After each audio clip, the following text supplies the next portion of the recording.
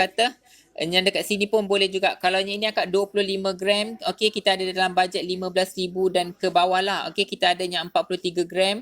Kita ada yang 39 gram pun ada juga. Okey, memang cantik lawa-lawa dekat sini. Alright, yang baru join live kita, hai, selamat pagi. Okey, boleh tengok dekat beg kuning kita, beg nombor berapa, lepas tu bagi tahu saya, nanti kita akan reviewkan barangnya satu persatu lah. Okey. Alright, untuk pattern saus, siapa minat dengan pattern saus hard polish, kita ada set pattern saus hard polish yang macam ni. Okey, ini 14 gram.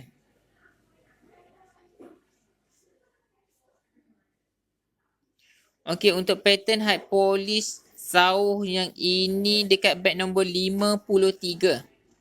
Okey, beg nombor 53, beg nombor 53 yang ini ya. Akak Alin tengok beg nombor 18. Boleh?